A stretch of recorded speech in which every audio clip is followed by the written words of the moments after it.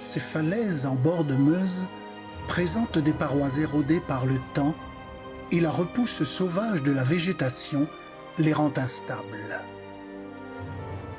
Régulièrement, des blocs de roches se détachent, laissant place à des cavités où différentes espèces d'oiseaux trouvent refuge et niche.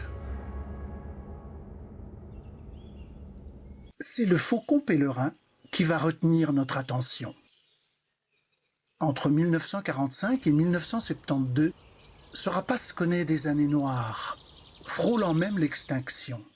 Fort heureusement, à partir de 1972, l'emploi des pesticides organochlorés est banni et le faucon pèlerin apparaît sur la liste des espèces totalement protégées. La morphologie du faucon pèlerin l'empêche de capturer des proies au sol ou sous le couvert. Aussi se nourrit-il de volatiles qu'il attrape en plein vol en exécutant des piquets dont la vitesse peut dépasser les 300 km/h.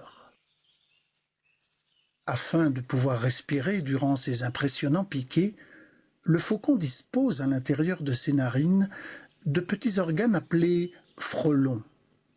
Ce sont des espèces de spoilers qui créent une turbulence régulant le passage de l'air. Le faucon pèlerin a toujours été considéré comme faisant partie de la race supérieure des rapaces, pour la bonne raison que, contrairement aux autres oiseaux de proie, il tue sa victime proprement en lui coupant les ligaments de la moelle épinière à l'aide de deux petites dents qui sont situées sous sa mandibule supérieure et des deux échancrures de sa mandibule inférieure.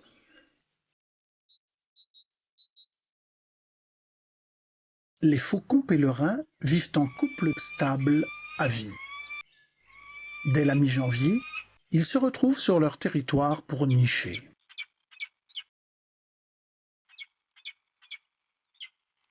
Commencent alors les parades nuptiales, suivies des accouplements.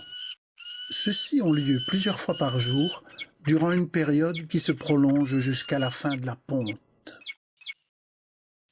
C'est vers la mi-mars que commence l'incubation. Elle durera une trentaine de jours. Les parents se relaient sur le nid, permettant ainsi à la femelle de se dégourdir et de se toiletter. Ce rituel cessera lorsque le duvet des poussins sera suffisamment étoffé pour les protéger du froid.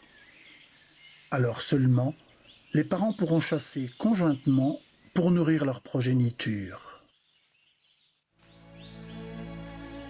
Les jours ont passé.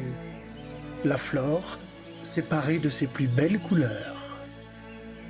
Les petits, dont les rémiges et les rectrices sont maintenant bien visibles, commencent à s'approcher prudemment du bord du nid.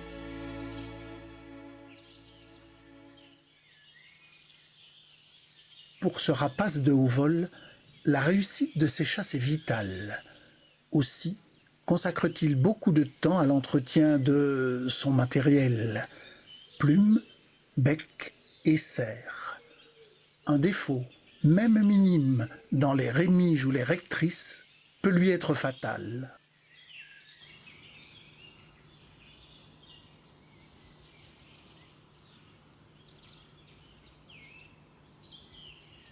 C'est à 3 semaines que les poussins sont identifiés. Par sécurité, Pascal le bagueur a fait appel à un membre expérimenté du club alpin. Sa mission, atteindre le nid et ramener les petits au bagueur qui leur clipse 2 anneaux aux pattes.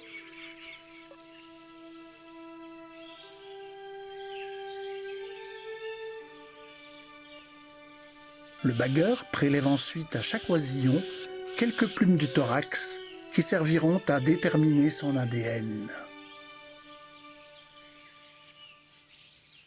Maintenant, les jeunes sont en pleine croissance et réclament de plus en plus de nourriture. Les parents sont dès lors obligés de chasser séparément pour assouvir l'avidité de leurs 3 jeunes becs.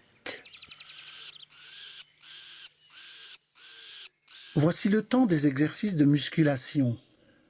Les ailes devront avoir assez de force pour soutenir le premier vol. Commence alors l'éducation. Les parents proposent des proies entières à leurs petits et leur apprennent à les déplumer. C'est vers l'âge de 6 semaines que les jeunes faucons maîtriseront cette technique. C'est aussi le moment de quitter le nid. Bien entendu, les premiers vols sont courts et mal assurés, mais ils deviennent vite plus longs et précis. Les parents enseignent alors les techniques de la chasse en vol. Cette période de formation durera environ 8 semaines. Et c'est donc vers la fin août que les adolescents s'éloignent définitivement du nid parental pour trouver leur propre territoire et fonder une famille. Les faucons, en effet, s'accouplent dès leur première année, mais ils ne peuvent se reproduire qu'à l'âge de 2 ans.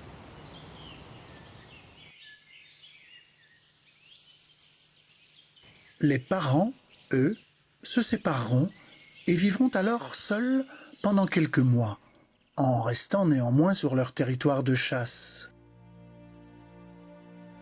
Ce n'est qu'au mois de janvier suivant qu'ils recommenceront ensemble un nouveau cycle de vie qui permettra, espérons-le, à cette espèce d'éviter de disparaître définitivement de nos régions.